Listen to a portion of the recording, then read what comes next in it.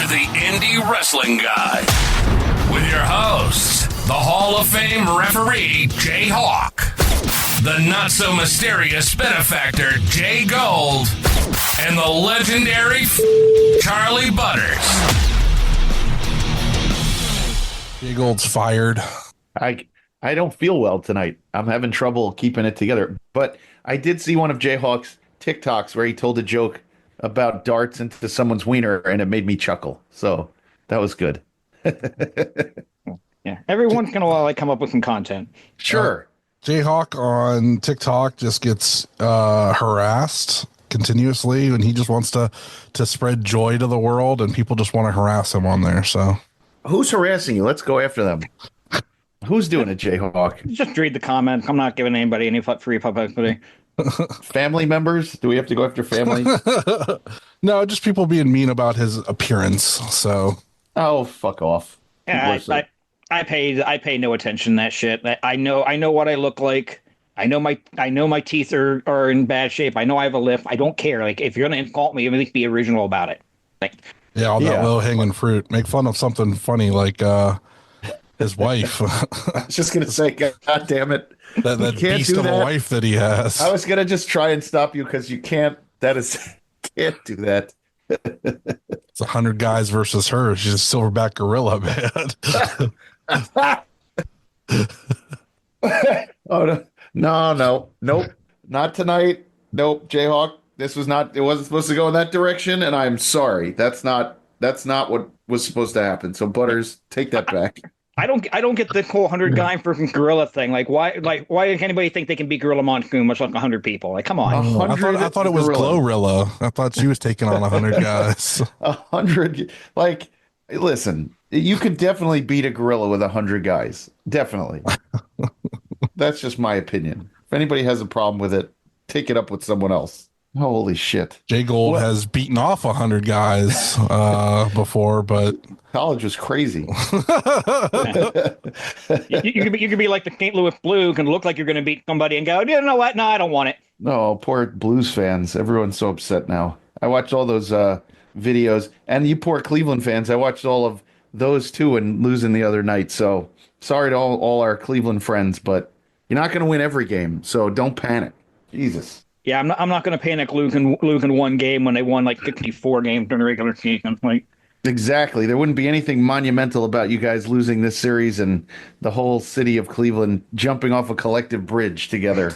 So who knows? Speaking of losing games, JGold, how's your football team doing this week? No, we were rained out this week. It was too wet. You should have seen the coach's text chain this week. Guys just berating the commissioner, this woman, about how I'm not going to be the one responsible for my kids slipping and tearing their ACL and blah, blah, blah. And I'm just like, it's just rain. We're on a turf. Like, who cares? Put your cleats on and get out there.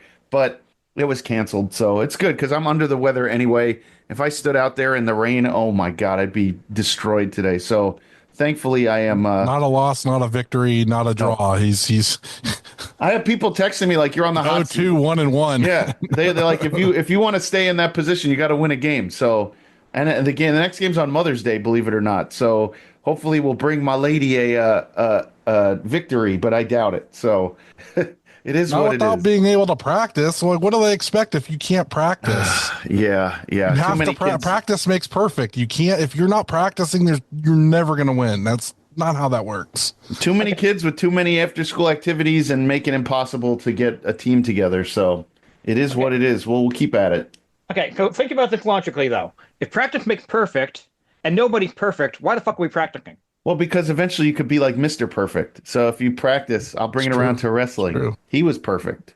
You know, I want all my girls throwing to themselves. Shot over the shoulder, man. I want all the girls on my team throwing bombs and then they run underneath it. Yeah, do you remember when he could throw a football and run down the field and catch it himself? I mean, yes, he was in the Vikings training facility with Warren Moon. Yeah. See, JHawk, it's possible. Very impressive. Instead, I saw Thunderbolts and played golf 3 times this weekend, so that was nice. And I wonder why I'm sick. Oh, and I went to a fairy festival with my daughter. That was cool. Everybody was dressed up. They had ears, fairy ears, and it felt like very Renaissance fair-like. And people built fairy houses. My daughter built one, and they put it in the woods. It was very cool. JGold plays as much golf as our president does in a week. That's my He was out at weekend. Mar-a-Lago all Correct. weekend. I wish I could play at that course. It's a nice course.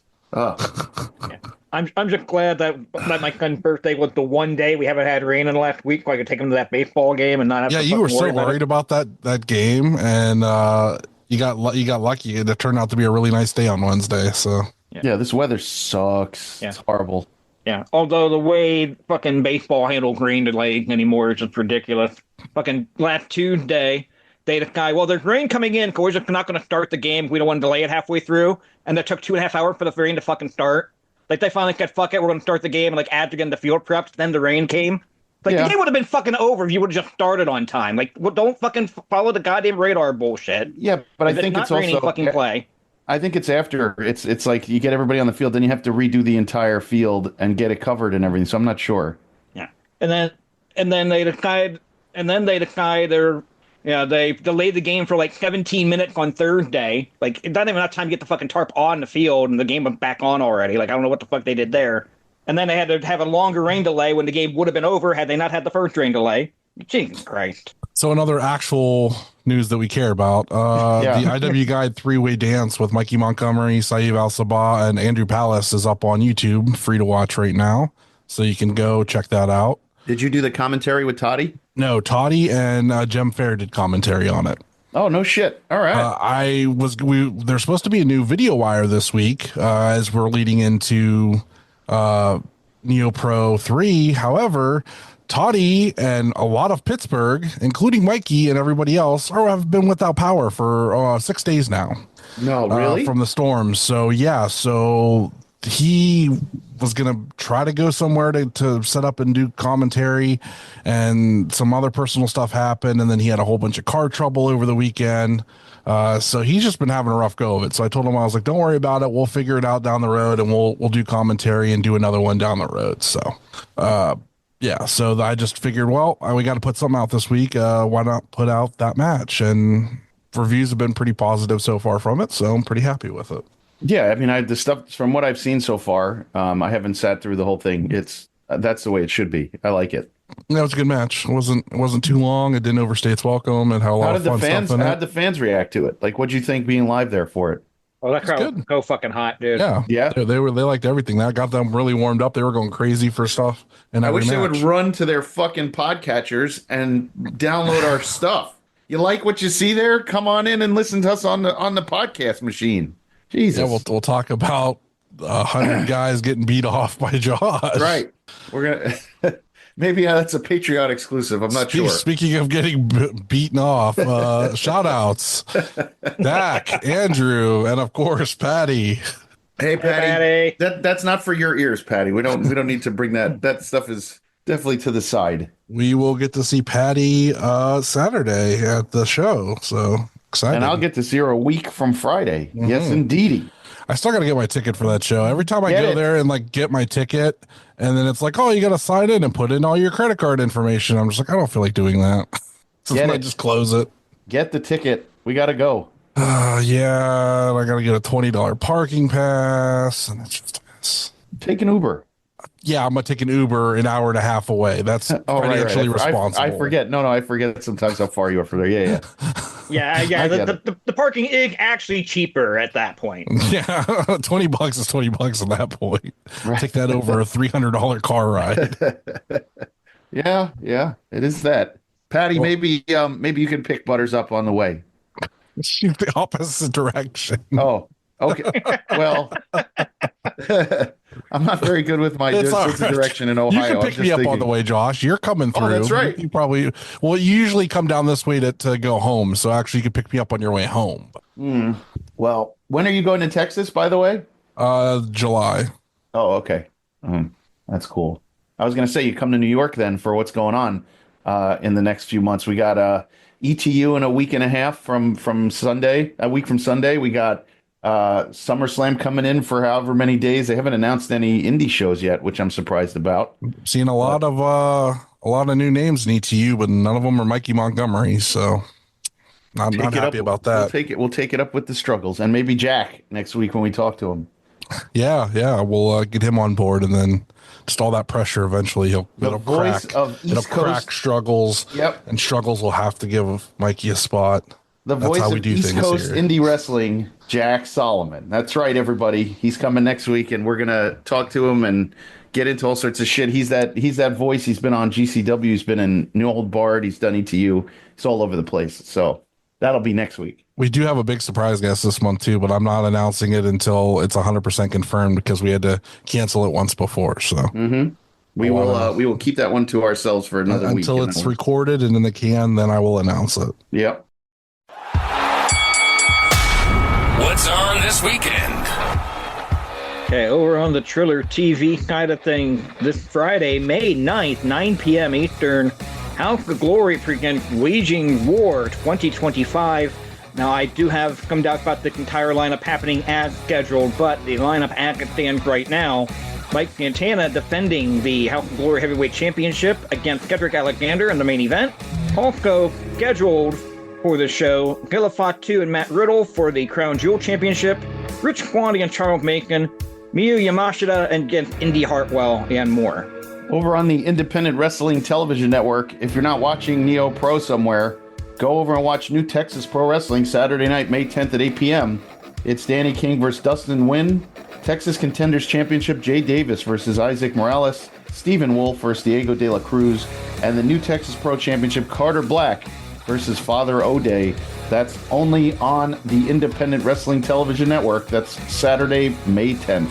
And here's your weekly reminder to go check out 880 Wrestling Thursday Night Fights, Thursday at 8 p.m. on YouTube, indiewrestling.us, Twitch, all those places. Check it out. It's a good time. There's always wrestlers popping in and out that you may have seen or heard of before. And they have a lot of really great local talent as well. Of course, May 10th, like we said, Saturday, Neo Pro Wrestling 3. Card is stacked. We'll run it down here real quick. Starting off with the pre-show tag team match, Ohio Ronin versus Point Break.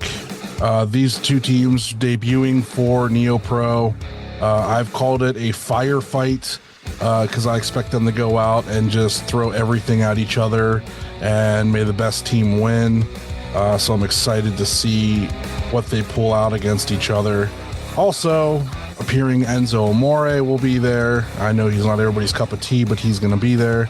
There's a three-way for the Neo Pro Wrestling Great Lakes Championship between Hayden Backlund, Trey Lamar, and Ryan Zane. Ryan Zane cut a really great promo.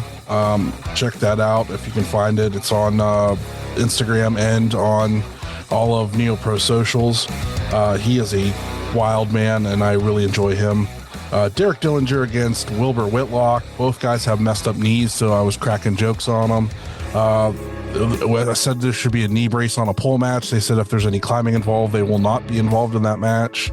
I think it should be a first man standing match, personally. First man standing, okay. That's ACL versus ACL.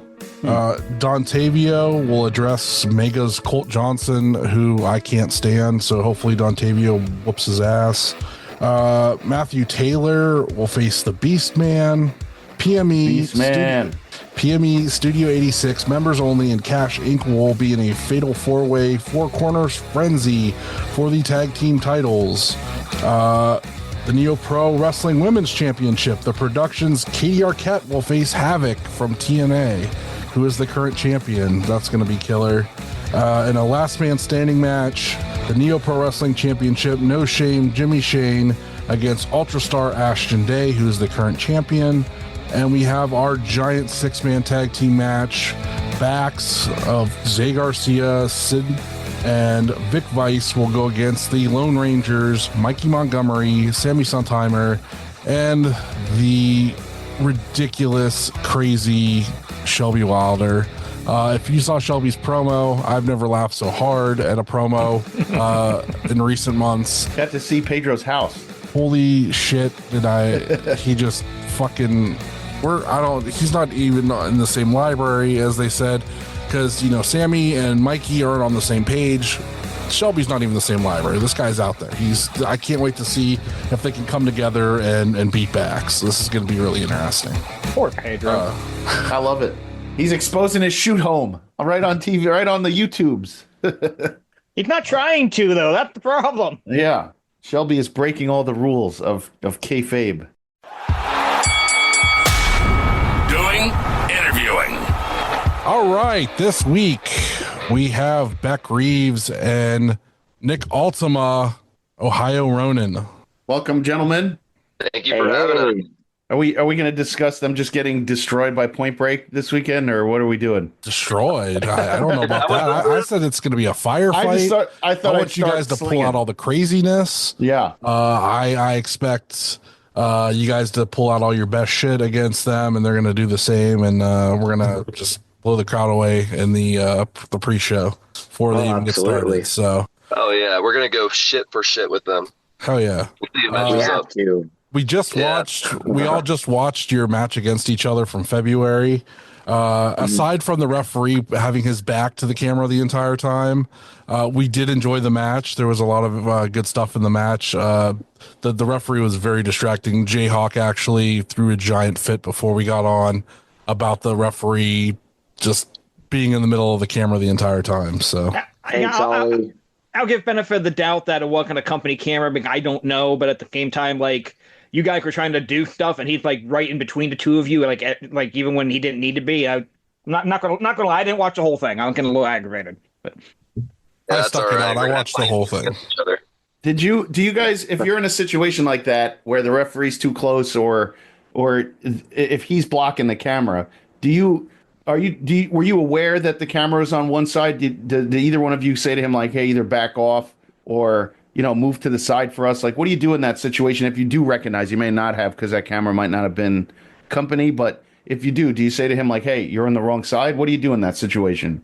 For me, honestly, like, I try not to get too involved. Like, I'm not like super micromanaging when it comes to like how other people do their business. I believe most at least most companies that we've been to, they have like multiple cameras set up.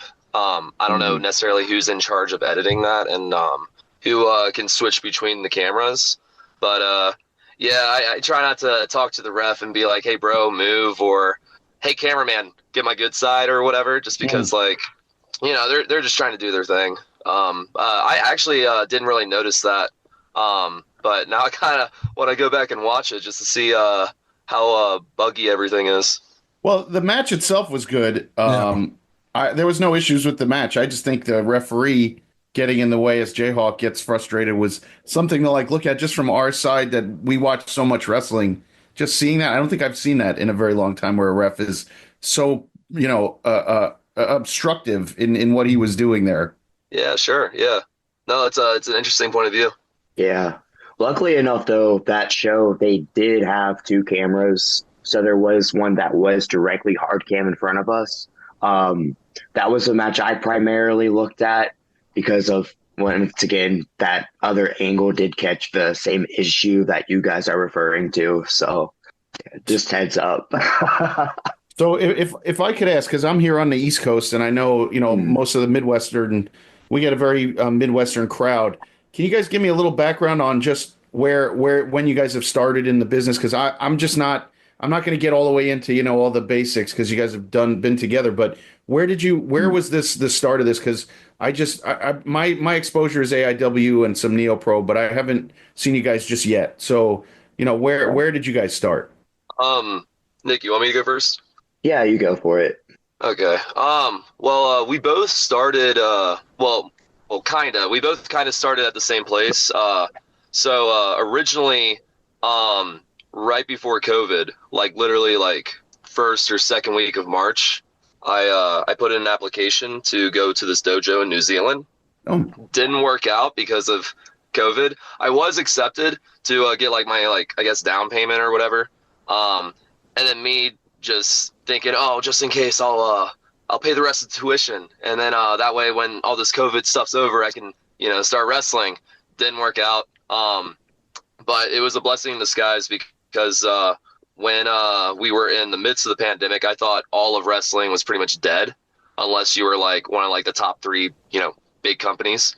Yeah. So, then I saw this news article or this news footage of the Northern Wrestling Federation is still active, and they're accepting more trainees. So I'm like, well, fuck. I guess I'll do that. So drove over to Bone Crushers, which is in this little dingy part of Cincinnati, and have been training there and just been loving it ever since. Been doing that for the past, I guess, 4 years now. And who trained you? Who was running that place at the time? Roger Ruffin, he's still the top guy there. You know, he runs everything, he oversees everything, makes all of the decisions. And my primary coaches are Pompano Joe, who is also from the Northern Wrestling Federation, has been wrestling for over 20 years in that Ohio scene.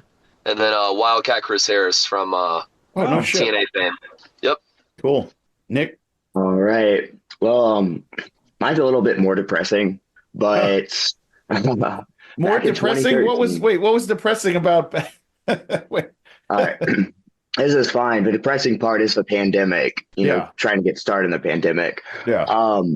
I attempted professional wrestling back in 2013 and then ended up quitting because I wasn't athletic enough nor felt I was mentally capable for it. I didn't have the mental maturity to tackle it. So throughout my entire duration of my 20s, I had what if back in my mind while tackling, you know, regular life and trying to pursue other careers and, you know, other job and endeavors. So this thing kept coming back in my mind of what if you're not getting any younger, you can't do it, can't keep up with all these young guys. So one day I just said, fuck it. And I'm not getting any younger. And I ended up walking through the doors of Bone Crushers where I met Beck first day and clicked with him instantly because of my Legend of Zelda tattoo. So I was trained under Pompano Joe and Wildcat Chris Harris as well. Still am. But I had my introduction under Star Rider. He was training newcomers at the time. So I've also taken in a lot from Star Rider, who's on OVW. So then how many years after you guys started did they hook you two up as a tag team? That was us. That was our doing. We have this thing where we just push each other. Mm-hmm. And I got to a point where we were talking about how we're wanting to go out and take more bookings. And I am the impulsive one that I am, was like, hey, Beck, I got us a booking in Michigan. And before that, he had got us a booking at Emerge. So then after that, we just ended up, instead of asking each other, we're like, hey, I got this booking. Okay, cool. I got this booking. And we just kind of paired up as a tag team and just forced it rather than looking back. So yeah, it came up more organically rather than our own school just saying, hey, you two, you're an item now. Mm-hmm. Yep. So what did you guys decide as far as your skill sets, like who you were going to like emulate your tag team as of? Like what kind of tag team wrestling do you watch? And what did you decide when you're like, okay, this is what we're going to do? For me, at least, I mean, Nick's probably going to tell you, we get a lot of comparisons to, I'm not saying like skill level wise, but you know, like they can see a lot of influence out of us from the Motor City Machine Guns. That's I think a clear, obvious influence. But for me, it was also the Hardy Boys. I don't necessarily like to go out of my way to jump off the top rope, but sometimes I find myself doing that. And he's more of like the grounded striker type.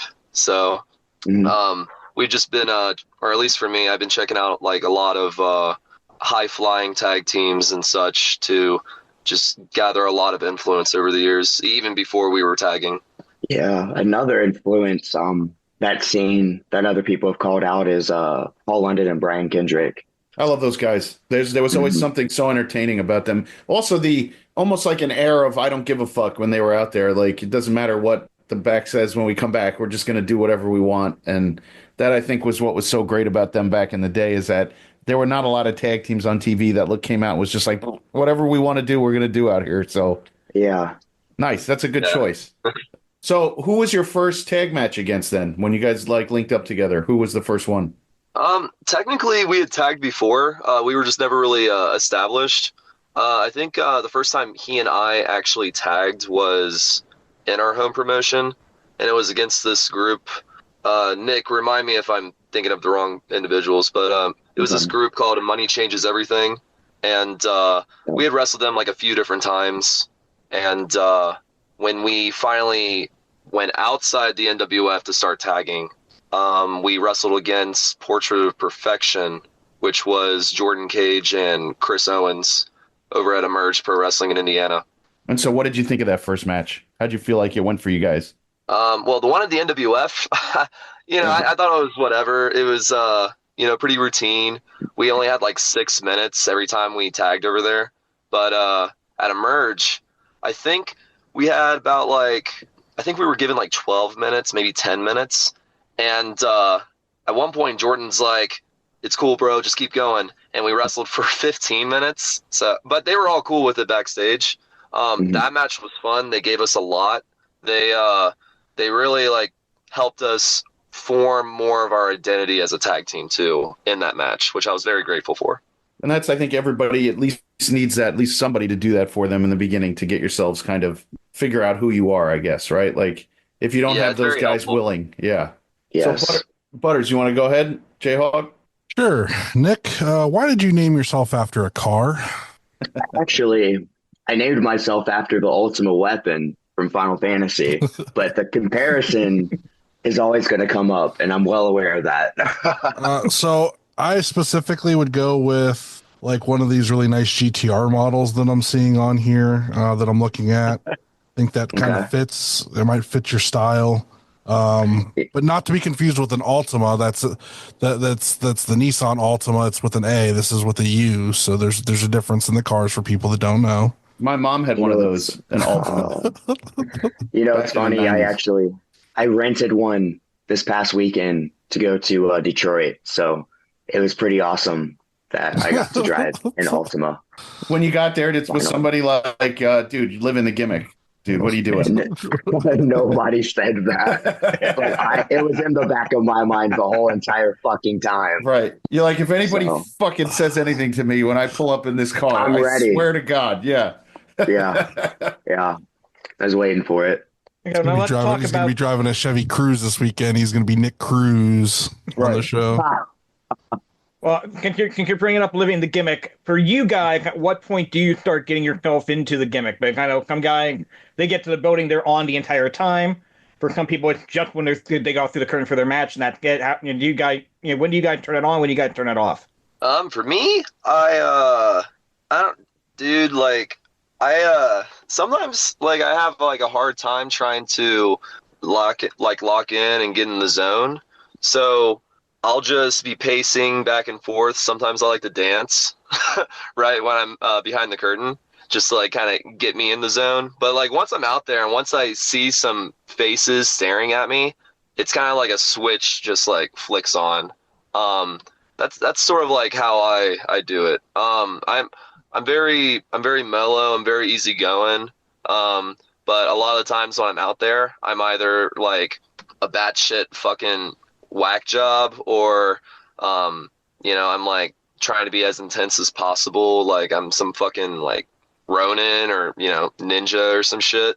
I just kind of turn it on as soon as I hit the curtain. That's pretty similar to me as well, but I always end up dry scooping pre-workout and swishing it with water, and it always catches the eye of somebody backstage. What are you doing? And then I just go out. There's this one dude that we tag with sometimes, and he just does smelling salts, and it's awesome. I kind of want to start doing it with him, but I don't know. I just haven't had the chance yet, I guess. One day. Dude, I've tried them. It put me on my ass the second I took a whiff of it. It's not as, I don't know how people do it. I've watched Josh Bishop do it, and I'm I go over to him, I'm like, can I smell that? And he puts it in my face. I thought I was going to throw up violently, and I fell down onto my butt on a seat. So, it is what it is. Go ahead, guys. Go right ahead. It's fine. Yeah, he opened up the bag, and I'm like, 10 feet away from him. Dude, I'm like, what the fuck is that? Is there like some ammonia going on? Yeah. And then I look over and I'm like, oh, he opened the bag up. Okay, that's what it is. It's like that strong. I'm like, okay, dude. Maybe next time. That's why they put the other ones in those little in the little poppers as opposed to the bottle. When you put the bottle, you have to hold it way lower in your nose, and you get the little ones. You can, crack them up in your face because they're a little more or less concentrated. But yeah, I don't know where we went off the rails with the smelling salts. Butters, sorry, JHawk, sorry about that. Okay, so you guys being trained at least partially by Crick here, that guy's been on national TV. What's the one peak of advice he's given you that you guys take with you? So I don't want to say the one like it's the only one, but like the biggest one, the most important one. And That's a tough one. I know he likes to harp on all the trainees to make sure they're going to the gym. Like that's his biggest proponent. Does he say watch his ECW debut in his outfit and don't do that? That wasn't him. That was Braden Walker, two completely different people. Right. That's Sorry true. about that. Two different people. Yeah. I don't know. Like a lot of the stuff that he's like given me has always been like personal, like one-on-one interactions. He told me that he likes what I'm doing. He can see like some of him in me, which like I mean I don't see when I look in the mirror, but at the same time it's like that's like a lot of responsibility. Like I don't want to let this guy down. So anytime he gives me any kind of advice, I hold it up to like the highest standard. mm-hmm. Yeah, honestly, it's pretty similar to what Beck said when he's one-on-one with me as well. He relays to trust the process, but he tells you exactly what here and there, like what you're doing correct. Like you're on the right path and keep at that. Another thing he's really good at teaching and enforcing us is times for television. So he'll be a backstage agent for us before going on to our match. And he'll always, keep us in check about our times and to just get better at that overall aspect for later down the line. Yeah, like he's very critical on television. We are always we try to be super hyper aware with our camera crew, as well as photographers, where the hard cam's at, and then making sure we're sticking to our times and communicating to the referee, who usually has an earpiece. They're very vigilant on that, so we're very grateful that he's always like in our back corner, making sure that we're hyper aware of that as well. Mm-hmm. It's amazing how far independent wrestling's come, where you guys can have a referee with an earpiece and giving you times, and being able to learn the camera's style of wrestling, for when you do go up and go somewhere else. It's a very lucky time to be kind of a independent wrestler / someone who WWE ID or whatever, that you get a chance to learn that way, because I'm sure in the 80s there was nobody telling them, in the 90s no one was telling them what their times were, unless you hear it called out, right? So it's definitely learning you're learning in a completely different way. JHawk hates wearing an earpiece. Oh, sorry. Go ahead. But for just saying, I hate wearing the earpiece. I get why I have to wear them. I don't like them. What do? Wear a wristwatch and check your time? How else do you know the time? I don't understand. Well, yeah, I came from the day where the timekeeper was actually keeping time and giving you cue. So you would look over and you get a subtle cue from the timekeeper. Famous story: WWF used to do a pencil to the ear with the 2-minute call. Oh, I heard about this. Yeah, there's a TV. That's what I was going to bring up. Yeah, there's a TV taping where timekeeper puts pencil to the ear, guy keep going. Puts another pencil to the ear, guy keep going. Gorilla Monsoon went after the 4th pencil finally came out through the curtain and went, "Go home." Really? Needless to say, the match did not air. Well, shit, the guy jams a pencil in his own ear. Finally understand what's happening here. This guy's bludgeoning himself to death, so I go to my time. Shit. Butters? Let's see. What's the worst ring name you've ever heard? I'm sure he can tell you the best one that he came up with for somebody. Nick, I don't remember a lot of the dumb ideas I have, but one of our good friends, his name is Pennsylvania Smith, and I laugh at it every time I hear it. What does he go by? That's what he goes by? That's it? Yeah, like He doesn't have a nickname. He's just Pennsylvania Smith. Yep. Yeah. He. So originally he was talking to someone about maybe making his gimmick like I think it's Nathan Drake from, is it Uncharted? That PS3. Yeah. So he was thinking about doing that, and so before he pitched it, he just wanted to get a couple things like together, and then maybe he'll just bring it up to Roger when he hears that he's going to be debuting soon. Instead, someone else goes to Roger because we were like talking about how funny it'd be if he was Indiana Jones. And then, so anyway, someone goes to Roger and they're like, what if he was Indiana Jones, but his name is Pennsylvania Smith and all his friends call him Penny? And Roger's like, I love it. And debuted him that weekend. Oh my God. Oh no. That's fantastic. I love him. He's great. And he does fantastic because he's been killing the gimmick. Like he's been slaying hard in the ring with it. And he's gotten really over in the NWF. Because a lot of guys, when they get a name like that, they're like, oh, all right, I'm just going to quit the business. I'm just going to go somewhere else and be fucking jack off number 6 at this, dog shit. But he's killing it. But yeah, whenever I hear his name, I kind of laugh. It makes my day. I'm glad you made note of the cease and desist from jack off 1 through 5, so you didn't get in trouble for that one. I had to be specific. Yeah, that's good. You make fun of a name like that, but famous pool player Minnesota Fat. I mean, it's not like it's the first time somebody's ever done something like that. I like it. I like it for wrestling. Does he wear the whole outfit when he comes out? He did actually. Recently, he's been shifting more towards like Evel Knievel and like a fighter pilot jet. He still has the name, and I think they're cooking up something to where they can adjust that as well. But yeah, he used to have the whole getup. He used to have like a satchel to his side. He had like like one of those like dusty like button up coats. He had the hat. He had everything but the whip. Man, could you imagine him teaming with Shelby? Oh, and he missed the most important part, the whip. Then he could have used it in his matches, all sorts of stuff. No, but oh well.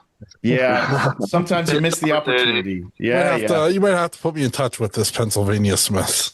Oh my God, Butters, that would be something, huh? Pennsylvania Smith and I Shelby. got some ideas.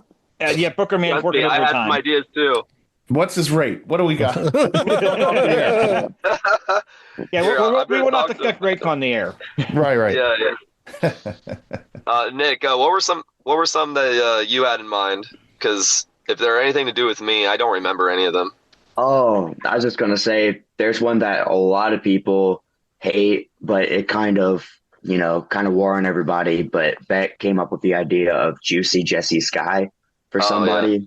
And what's that? Where do you go with that? Oh my goodness. Is it like a Playboy? What is it? Is it a raver? I can explain this one. Please. So he's like a newer trainee over here at the NWF. He originally wanted to go for like Dr. Frankenfurter from Rocky Horror. Mm-hmm. And he's still trying to figure his gimmick out. But he wanted his name to be Jesse Sky. So I looked at him and I'm like, bro, you told me that, all the ladies want you. If you don't mind me being frank, no pun intended. I think it'd be better if you were more of an Adrian Adonis type, someone that is kind of gross. And I think the word juicy elicits some like cringe from the audience. So, and I was listening to some Juicy J, so I'm like, okay, this is where we're going. So is he a bigger dude? He's like, I think he's like 6'3", 6'4". He's not big like Adrian Adonis, but he's not like well sculpted, I guess. Yeah, that's a good way to put it. I'm going to use that from now on when I talk about people. They're not well sculpted. Yeah. Some juicy shorts. I think I'm going to tell my wife when people ask her what I look like, I'm going to tell them I'm not well sculpted. That works perfectly. I like that. Sorry, Butters. I got all derailed. I think it's genius. See, that's what I'm trying to say, but some of these people don't understand. You got ideas. I like it. You're creative. You got to get those creative going. Yeah, he's got a lot. The pack at the name test. Juicy Jesse Sky. And think of a Yeah. different name for Butters then for next time. We need to rename him, give him a new nickname. I think I like it. Oh man. Dude, we can call him Margarine Man or Oh, Boy with the margarine's Butter. already a thing. Oh, okay. Now Well, remember, when I hear the name Butters, this. Remember this. I'm paying you Saturday, so be nice. no, yeah. Well, like when I hear the name Butters, I mean, I guess South Park too. But when I think of Butters, I think of Tim and Eric, I'm and I trying to think think. that's awesome. I mean, I think we could come up with something even we get away from the dairy conversation and go in a different direction. Josh, For all the listeners, send too me your much. best Charlie Butters renames. How's that? too much. You're We'll too do a little much. 90s radio. All the listeners, send me your names and we'll have a contest. Did either of you guys backyard wrestle? I didn't backyard wrestle like how some other people do. Like I didn't travel around and go anywhere. The most I ever did was just jump on my friend's trampoline, and sometimes we would record it and just have like 30-minute long matches that made no sense. But that was also back in high school. So I wouldn't like classify myself as someone that's actually like dabbled in it, because there are other people that of course took it very far. Yeah, pretty much the same for me. Just little dabbles here and there. Would go from playing kickball as a kid, and things didn't go the way you wanted. Everybody scruffled each other. So fun stuff like that. Now, I don't mean to jump Jayhawk's question, but you guys, you talk about that. Either one of you play sports in high school or college? Were you athletes? Me, not so much. I didn't really apply myself a lot in school. The most I did was I did yearbook. That was mostly so I can get out of class and just take pictures of random shit that I wanted to. And I basically just ruined the whole yearbook that year that I did it. And then the following year, they said, all right, you're not doing this again. I'm like, all right, my bad. I learned my lesson. But yeah, Jesus. unfortunately, I didn't really play a whole lot of sports. Sports didn't really interest me at all. I don't care for some like bigger sports like football or basketball. I used to love baseball. I still kind of follow it. But I'm more interested in like sports like X Games and stuff. Every year I always check that out. So that's always something I look forward to. But other than that, no. Before you answer the question, Nick, I have to ask: how do you ruin the yearbook? Like, what specifically were they referring to? I would purposely take weird pictures of people and just plaster them throughout the book itself.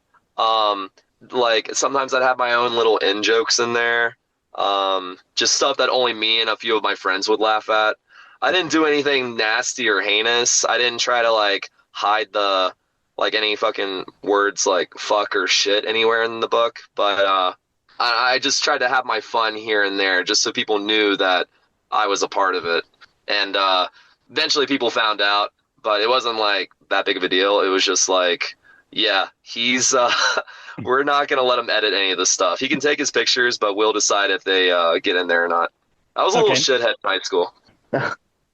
Okay, Nick, back to the original question. Any kind of sport, athletic background, anything like that with you? For me, it was just karate, and I was somewhat of a delinquent, so skateboarding was a big one for me. So Skateboarding, you're one of the first. I don't remember who we've interviewed who's done it like really like that, whose kind of only sport was in that area. But I was not any good. But you still neither did. was I. So then what gave you the confidence to do, because we've had these conversations with some guys where I'm like, you don't do any sports, and then you have that physicality, right? So you're going into wrestling. Where did it come from? Where did you get I want to punch someone in the face, and I want to fall out of the ring onto the floor, and I want to, do things physically, but not sports wise, but fighting wise. Where did that come from? So that was after school. I began weight training after I graduated. Took it seriously, trial and error. Of course, attempting wrestling, I still wasn't ready. So I tried to find other outlets that still gave me a high. And then that's when I fell into falling in love with CrossFit and Olympic weightlifting and powerlifting. And that's what made me confident to come back to wrestling, to actually give it a shot, to see if I can actually tap the athletic ability from these things into it and see if it'll work for me. So that's how that happened. The sense of, I'm violence on another person. I always find it funny because most of you guys are soft spoken afterwards, and it's very rare for me to see a wrestler like a younger guy who's like, yeah, I just want to beat the shit out of somebody, and then afterwards I want to beat the shit out of somebody. It's more of I'm gonna go in the ring and beat him up, and then afterwards, most humble guys you meet. So it's always fascinating me to hear you guys talk about how I didn't do any athletics. I like some X Games here and there, skateboarding, whatever. And then all of a sudden it just translates into this aggressiveness in the ring that maybe, some of us don't have that I don't know where you find it. So I don't know. I think it's a lot of the adrenaline of just being out there and having eyes on you. And then once you find the structure of how to put a match together, the areas where you need to tune it like really up. And that's when you can be a lot more expressive. Yeah, I think you hit the nail on the head there, because I think there's like some nice showmanship with the idea of watching someone just take a nasty spill, or because like how often do you get to just flip on the TV or sit down, I guess, in a public space and watch someone kick someone's teeth in? It's kind of funny in some ways, horrific in others. I don't know. I've always just liked the showmanship of it. I remember just thinking to myself, I know I'm not the biggest guy, but I know that I have like ideas. Like I feel like I'm more durable than a lot of the guys, like my peers, people that I grew up with. I don't know. I felt like I can give it a shot and let's try it out. And I don't know if there's like some masochism in me for that, but maybe that's everyone in the wrestling business. Definitely. Yeah, like I don't know, like pretty much what Nick said with all that. Yeah. Butters? What is the weirdest / coolest place you've wrestled? Weirdest. So every year in Cincinnati, there's this like DIY punk music festival that our buddy John, he hosts it. He does the whole thing. And I believe last year was its 10-year anniversary. It was that or the year before. He's been doing it for a while. And for this past December and the December before, I wrestled for it. It's called Santa Mania, and he normally just has music for 4 straight days. But he'll usually have like a wrestling match or two during that to kind of like just like supplement one of the shows. And I wrestled at this one venue called the Mockbee, and it's really dope. It's several stories high. Every room has like some weird like little shape to it. There's like an indoor skate park. So I had a couple no-ring matches doing Santa Mania wrestling, and it was really fun, especially being in front of a crowd of just like these like fucked up punk kids just watching wrestling, half of which don't even know what the fuck that is, but they know it's cool. So maybe that would be it for me, I think. Yeah. I haven't had my experience yet with that, but I'm sure it's going to happen. You'll wrestle in a bathroom in no time, Nick. I promise. There'll be some sort of taco fest or toy drive or something you'll be wrestling in. I promise. There are a million of them. We'll get you there. Man. All right, Parking lot of a Sheets or right. Buffalo Wild Wings, or somewhere in Brooklyn over here where they do those no rings with Casanova Valentine. There's always something going on, man. Yeah. You can find something. Man. It's definitely a dream of mine. So have either one of you done any deathmatch stuff or no yet? None of that, no tubes or anything yet? No. Our bodies have not been accustomed to that yet. But well, surprise! That's what you're doing Saturday. No, I'm That's kidding. right. It's a light tube log cabin. Surprise! Oh shit! Thanks. Right. Well, thanks for the heads up. Yep. Fans, bring the weapons. You guys are cheese grating your heads. It's on. Dude, a fucking death match for the pre-show. That's right. Gonna be fun. Right. JHawk, you got anything else? I got a couple more, but You got to wrestle every match like it's the main event, guys. That's the way it works. Oh yeah, Absolutely. no, I'm with it, man. Right. No, but go ahead and act what you want to act. All right. Waffle House, Sheets, or Wawa? Man, it's tough. I'm gonna have to go. I'm gonna have to go Sheets because I like making just insane things that just shouldn't be made. Like, what was it I made the other day that had that Red Bull? Yeah, dude, you had like a Red Bull with like you had Salted like caramel. with blue raspberry, salted caramel, whipped cream, Yes. and dude, you had some shit that would make my heart explode just reading it. Yes. And I'm sure as other people have seen, I will get honey buns, I will get oatmeal cream pies, I'll get little Debbie's, I will squish all that shit and I will just take a big bite. So yeah, I love Sheets. We got the opposite of Kimmy Kunheimer here. Kimmy eats like nothing, and this guy Right. will eat pretty much anything. Yeah, thank God. I said you're the next group of guys. No chicky nuggies in this group. I like it. Eat for real. Have a sense of taste. God Yeah, damn.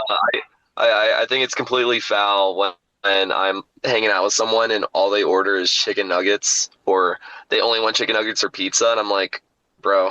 Yeah. But I'm also not the kind of guy that gets 6 honey buns and just fits it all in his mouth. I'm the guy who records that and then just point and laugh and then feel grossed out. That's who I Dude, am. if that was me, I'd have to buy all new pants the next day. So you're lucky that you can do it. Jesus. But I agree with him. Sheets all the way. Although I really like Wawa. Wawa is fucking great. Even though I love Sheets, and I am still picking Sheets in this question. Wawa, I think, has a better drink catalog.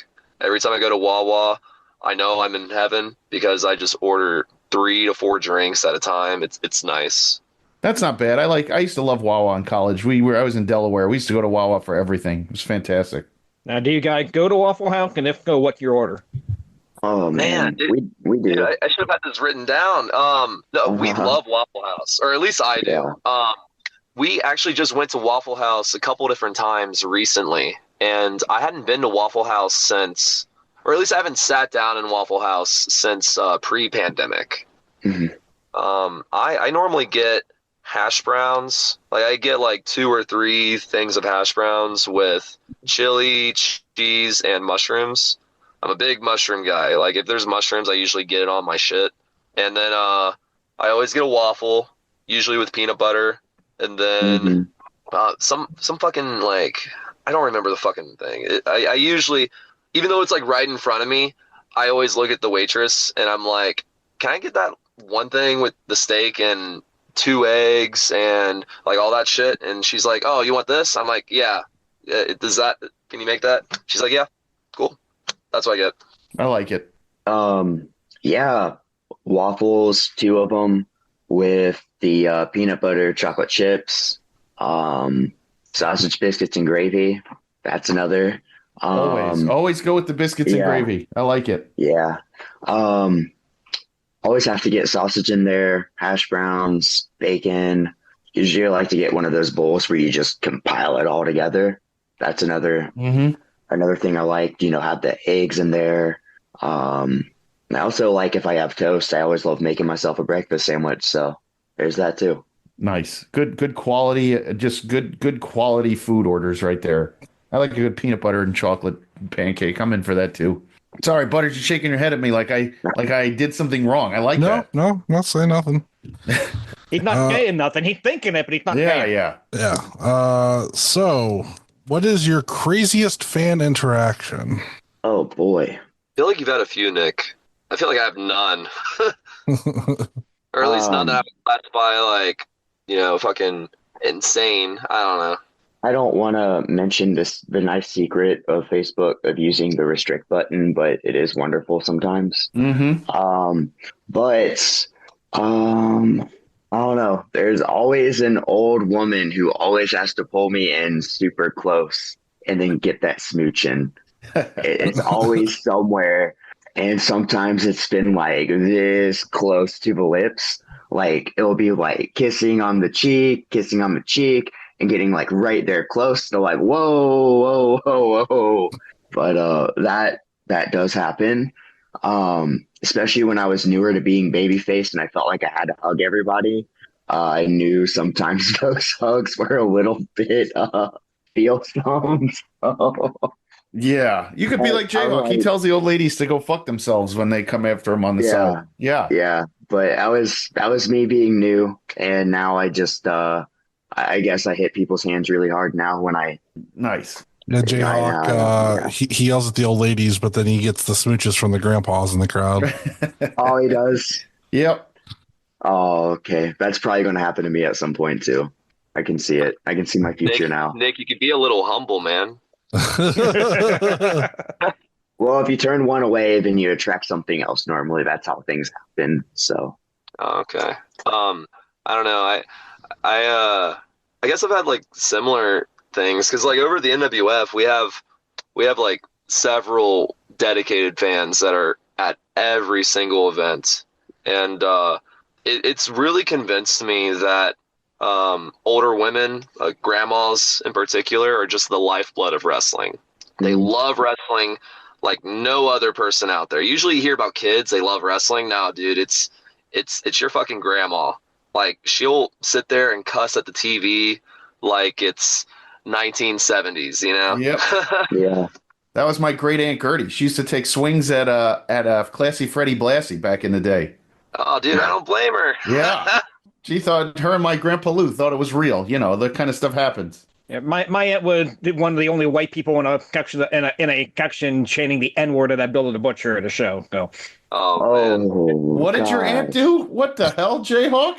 The way my dad tells the story is Johnny Power against that Bill the Butcher, and Johnny Power making a comeback, and she's like, "Get that N-word, son of a bitch!" Oh my god! And the way my dad tells the story, they're the only white people in the entire section. Oh, but luckily, because with the 70s and Abdul the Butcher with the heel, it was fine. That is ridiculous. Maybe not fine, but hey, brother, that's crazy. 70s are a different time. It was a different time. Yeah, I guess so. Boy. Yeah. If it would have been Ernie Ladd, it probably would have been a different story. But because Gabby, it was okay. We are gonna cancel JHawk's aunt, and that's the end of it.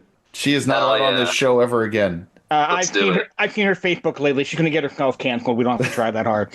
Tell her she is no longer invited on this show for insulting Abdullah the Butcher. Oh Lord, Butters, you got something to dig us out of this hole? I got nothing. That's God. going to bring us back from that. Fellas, I wasn't expecting to hear that story again. Again? I've heard that story several times. Yes. Holy moly! JHawk and I we've been friends for like 10 plus years. We've heard each other's stories pretty much multiple times at this point, especially telling them on the podcast. So yeah, that's not the first time I've heard that story. That's why as soon as he mentioned it, I buried my face in my hands because I knew what was coming. Well, shit. On that note, guys, we wish you good luck on the match. So why don't you give us your socials? And JHawk will be in the ring calling you an N-word Saturday. So I will not be doing that. No. JHawk's aunt is doing a meet and greet. So if you want to do that with Enzo, yes, right. The weird thing is, I tell that story. My aunt has never been to one of my shows. Oh, well, maybe we need to get her there. No, we really don't. Oh shit, fellas, you want to do your plugs? Sounds like she'd have a blast cheering against backs. I think Zay would go into the crowd at that moment. Yeah. Oh, dude. And I don't think I'd stop him. Oh man. Those are good guys. They don't need that. Yeah, exactly. Yeah, Sid actually recommended you guys. So shout out to Sid from Bax. When I was scrambling to get another team, he mentioned you guys, and you guys responded pretty quick. So, my heart. I love Sid. Sid's a great dude. Yes, he's the best. We love him. I'm gonna get him in a singlet that is a polo shirt that goes that wraps underneath him, so it buttons under his ass. I saw it online. So he promised me for one day to wear easy it. entry, I guess. It's just for his outfit. I think it would just be a great outfit to come out in, and the He boots wants with the polo no knee shirt pads. outfit with the Yeah. as a onesie. But Sid always wore a polo And shirt I for a told while. him, I was like, dude, Sid is packing, so it's not going to look right down there. It's going to look all weird, and it might pop out. There's no protection against the pop out. You're right, but I'll find something for him eventually. Anyway, back to plugs. Let's do that. All right. You can find me on Facebook as Beck Reeves. I believe my link should be facebook.com/thebeckreeves. On X, on Blue Sky, even though I don't really use Blue Sky because no one I know uses it. But and Instagram is all the Beck Reeves. And then I try to post whenever I can. Oh, I'm so sorry. I try to post whenever I can. I'm trying to get more active on social media because I was never really like posting. I'm always lurking, But follow me on X so that way I have more reasons to use it. I usually post pictures of what I'm listening to. I like to talk about stuff that's not always wrestling related, but that way you can kind of get a glimpse of the kind of person I am. But yeah, check it out. Nice. Yep. My ex is Nick Ultima 937, I believe. I don't really use it, but I'm trying to eventually use it at some point. Instagram is Nick Ultima, and Facebook is Nick Ultima. So those are the three things that I use. With a U, Ultima. Not the Ultima. Nick. Right. Not the the one my Ultima. mom drove. Right. Yeah. Yes. Butters? And Saturday, JHawk, May right? 10th. Usually you go to JHawk first, but I guess I'll go. Saturday, we're going to have trading cards, IW Guide trading cards. They'll be $5 a pack. They'll be at the Gorilla Press clothing booth.